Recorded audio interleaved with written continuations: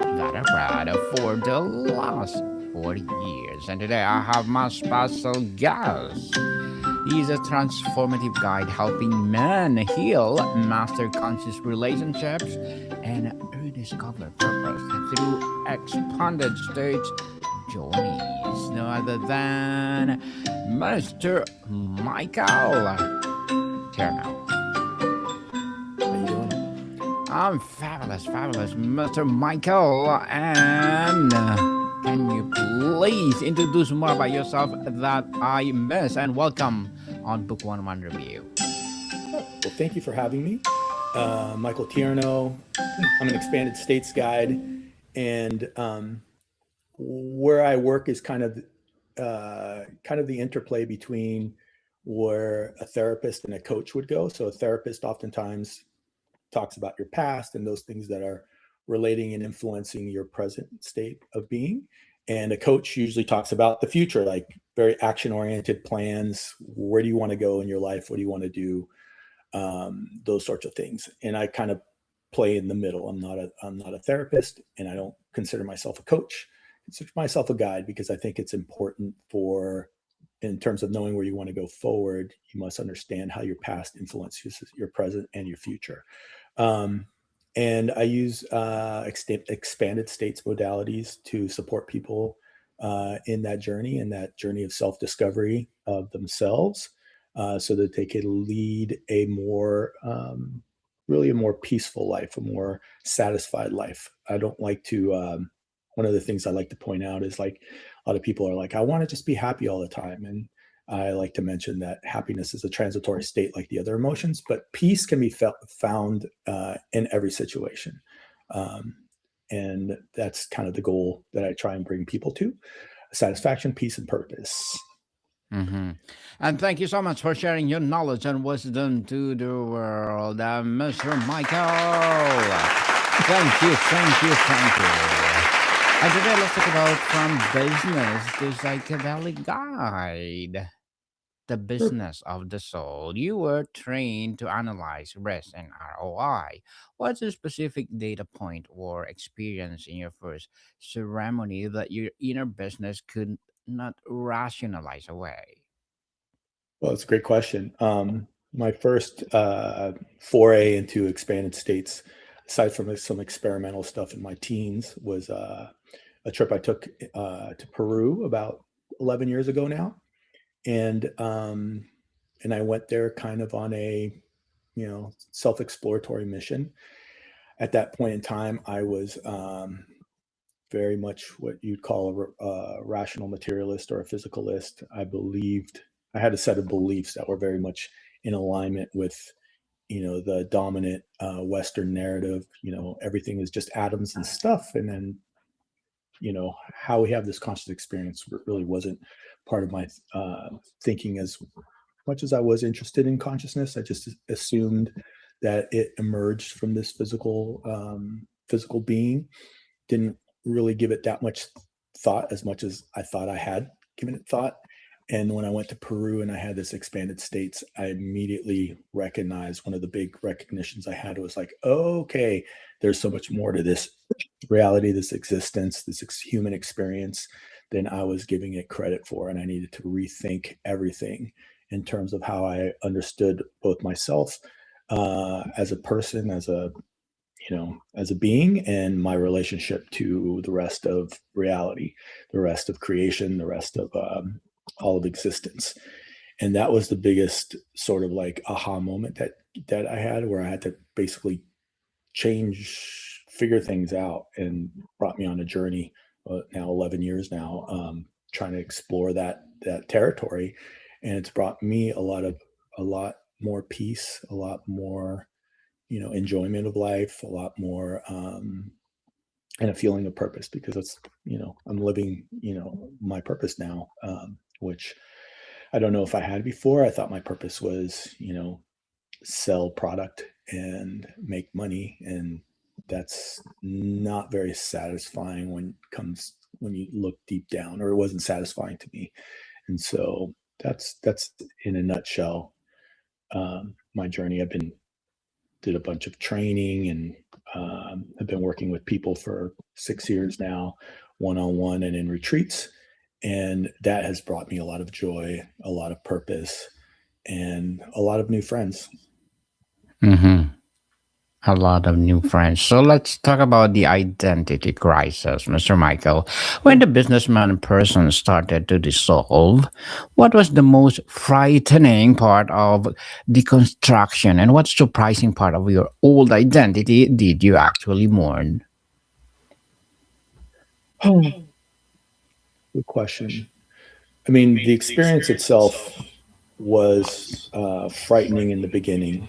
I did not quite expect it to be quite as intense as it was, and I did not and there was a moment there where I thought that I was never going to come back into this consensual reality that we have. Um, but some words that were given to me by the person who was running the ceremony really saved me. They came back to me. He said, "No matter what happens, in about 4 hours, we're going to be sitting around here, just like we are right now, eating some fruit, enjoying some conversation." Mm-hmm. And in that moment where I was very overwhelmed and concerned that I wasn't going to come back, um, those words rang true with me, and I just let things be. And at that moment, what was fear turned into an incredible divine connection with reality. With I just felt the the awe and the wonder of the entire human experience all at once, and it was overwhelming in a different way. Where when I stopped trying to control the experience I was having and allowed it to just be, it became absolutely beautiful, profound, mystical. Um, and and what did I have to give up that I mourned? Um, Actually, I didn't have to give up. The truth is, I didn't have to give up anything that I mourned. What I what I gave up was the idea that I was a separate entity that had control over everything, and that operated in a certain way. And giving that up, actually, there was nothing to mourn. It was actually much more free, much more alive, much more aligned with, you know, some deep part of myself that I hadn't been recognizing and giving space for. So there was nothing to mourn. Actually, it was just, oh, like, wow, this is so much better, uh, to experience the world in this way than it was before. Even though I was fairly satisfied before, but it just made life more rich, more beautiful, more magical, more profound, more important, uh, than maybe I'd been giving it credit for, than maybe had dismissed, and not given credit to. Um, does that answer the question? Definitely, Mr. Michael. Let's talk about the pragmatic chef. How do the skills from your corporate career, managing logistics, reading people, or strategic planning, unexpectedly translate to your work as a guide in such of ethereal space? Um, I don't like to say that it's just the business side that's helped me. It's I've had a long, varied, uh, very interesting life with a lot of different, wearing a lot of different hats over the last 50 years. Um, but one thing that I've always been interested is in learning and interested in people. I mean, my degrees are in psychology as well as business, and so there's just always been this curiosity for understanding people and how they operate in the world. I've always been a good listener, um, in a deep way, not just listening for information, but listening for what's below the information, trying to make, hypotheses and narratives that help me explain and understand why somebody is doing what they're doing. And that's given me a lot of, compassion for others, because I recognize and am able to recognize and see people for maybe even give them more credit, uh, than they give themselves, and Mhm. and look at the entire pattern of behavior as not just an isolated series of events, but something that actually is interrelated into the into what they're doing, what they're experiencing, and how they might be experiencing things, and how that might be causing them to behave a certain way, how their background influences how they see things. I look at people very holistically.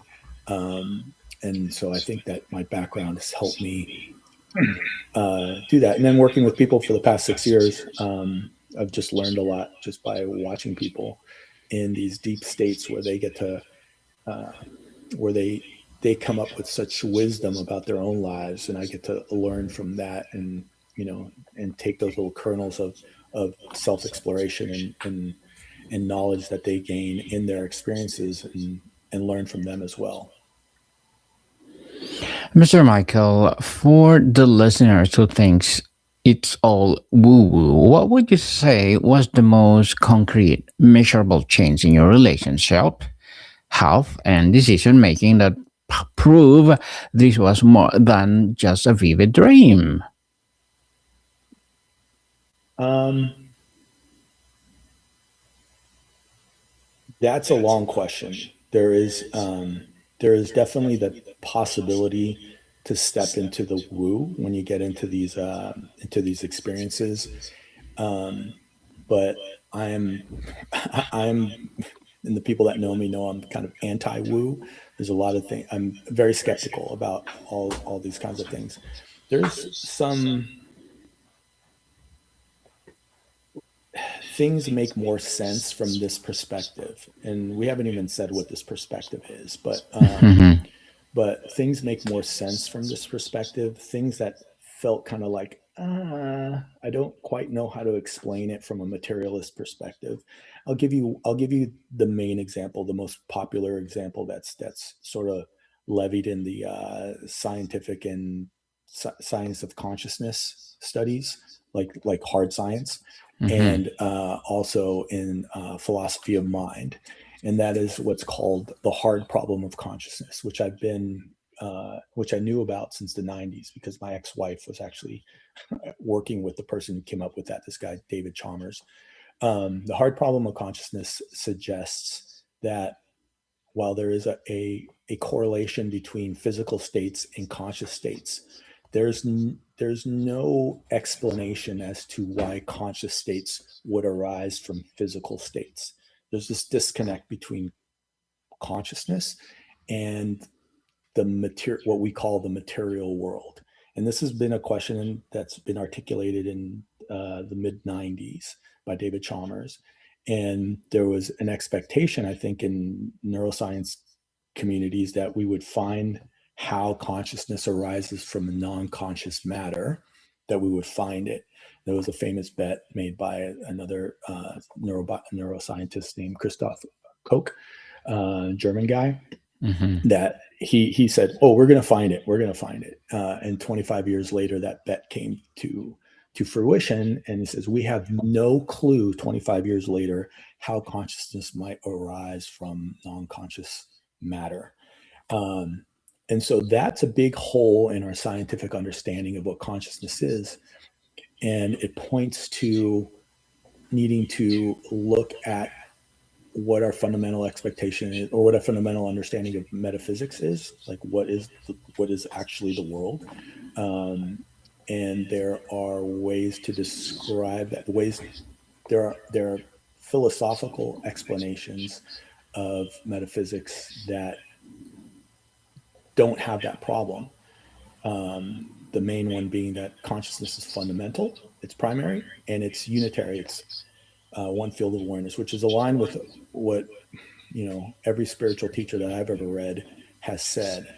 And that immediately dissolves the hard problem of consciousness and makes it moot, uninteresting, and something that doesn't even make sense in that light, because through that perspective, it's that there is no matter. That matter, what we see the world as, is only what it looks like through our perceptual system, but that everything is consciousness.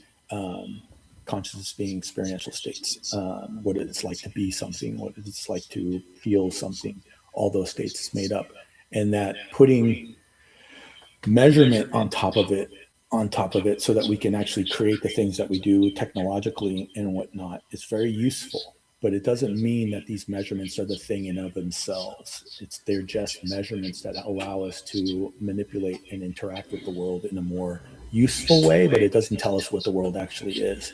So some of there's two big problems. I mentioned the one in neuroscience, the hard problem of consciousness, and then there's also the what they call the in quantum theory, the relational aspect of the world that they measure, and they're like, well, we don't know how to explain this. Information is going faster than the speed of light. Is also aligned with a consciousness first metaphysics versus a material first explanation of reality.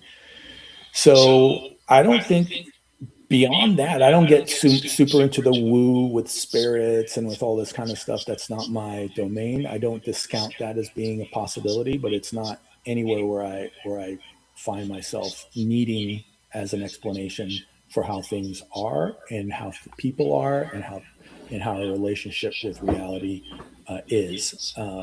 So I don't consider myself woo at all. I think it just demands a little deeper understanding of some of the scientific paradoxes that exist and when you get there, it's not that complicated. I mean, it's amazing, it's interesting, but it's not beyond our experienced life. Everything we see is conscious. I mean, we're having this experience all the time. How do you explain this? And science from a materialist perspective has totally failed in that regards. So maybe there's an alternative way of looking at the world that makes more sense. And that feels very satisfying to me as somebody who wants to know. Mm-hmm. So what was the most profound difference between the kind of power you wielded in a business meeting and a kind of presence you hold in a ceremony space?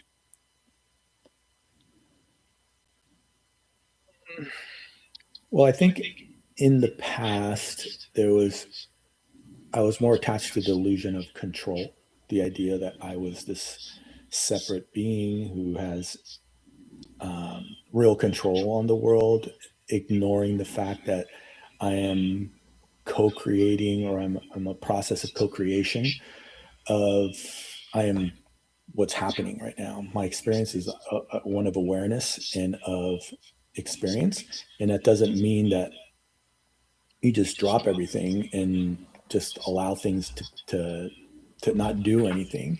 But I feel a drive to help and support people in their lives, and that I didn't choose to have that experience. It gives me satisfaction and peace, but it allows me to just kind of go with the flow a little bit more, to have more grace with myself and with other people, and to just be more easy with things. There's less fear. There's less concern. Things never work out the way we expect them to. There was always some flavor of difference to how we expect them to. So when we get too attached to the outcome, which is maybe what I struggled with, what most people struggle with, is like things need to be a certain way and get really attached to have to be that way. We don't allow for the possibility for things to be the way that they end up being. And so it's just much more easy. Mr. Michael, as a transformative guide, what are your short-term and long-term goals? My short-term goals are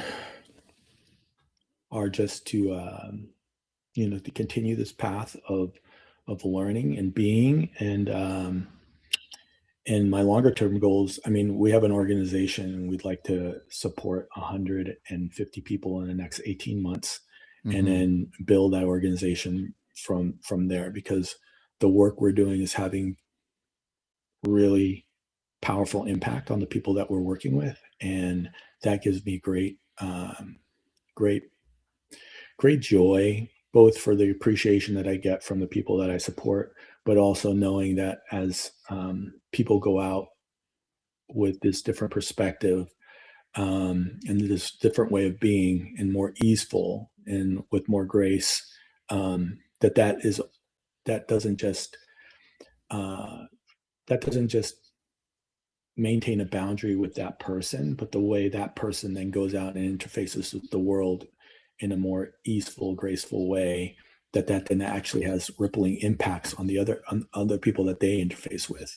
And so even though maybe short term, the next year and a half, we want to support 150 more people, that 150 more people that are supported and that feel more connected, more alive, more at peace, that will actually ripple out to their families, to their friends, to their communities, to the person at the grocery store, just because they're less on edge, they're less tense, they're less constricted in their being, and that will actually ripple out 100, making an impact, a real meaningful impact in the way that we've been impacting people to 150 people in the next 18 months will impact maybe a few thousand people meaningfully, and that mission will continue to grow. Good luck to your goals, Mr. Michael, and looking forward for more success. And what will be your piece of advice for those people out there who want to be like you? Want to be like me? Well, my first piece of advice is you don't want to be like anybody. You want to be like yourself. Find that core of your being that is true, that's in alignment with your feelings, with your, where do you want to go, but not from a need to control way, but just be yourself. That would be one thing. The other thing, that's the advice that most people need to hear, is to slow down. Slow down with everything that you do. Slow down when you listen to people. Slow down in your moments to give yourself space to really be present and aware of what's going on internally and externally around you, to really relish that experience. That's going to give you that's going to make you more effective, both as a interactant with other people, and it will make you able to enjoy the things that otherwise will just pass you by, because so much is going on every moment, that if we are rushing all the time, we may not hear someone correctly. We might make assumptions. We take things personally, and all that stuff doesn't serve. Just if you have kids, for example, and you're rushing all the time, you're going to miss out on them growing up and getting to see that. So it's very important to slow down, and then you don't want to be like anybody else. You want to be like yourself in your most manifested, most authentic way of being. Definitely. And thank you for that advice, Mr. Michael. And can you please recommend a book of books that influence your journey? I'm going to recommend 4 books. Please. So the first 2 books are by Alan Watts, and they're I don't think they were intended to be together, but I put them together. I've read most of Alan Watts's corpus, but there's the book on the taboo of knowing who you are. That is a very important book for me. It explains and gives you, in a very easy to digest and understand way, to see yourself as not, and why it doesn't make sense to see yourself as something separate from everything else. Everything is in relation. So that realization is a very profound thing that is in alignment with my own experiences in expanded states, and now more and more so. And then there's The Wisdom of Insecurity, which talks by Alan Watts also, which talks very much that our anxiety has to do with this illusion of control that we have, and needing things to be a certain way. And it goes more into depth about that. But when you see control a little bit and realize that you don't have control, and slow down and be present, this is a very summarized version of it, but it's a very well articulated explanation of how this illusion of control, and the idea that, if things don't go the way I need them to go in every moment, I'm going to be suffering. It articulates that very well.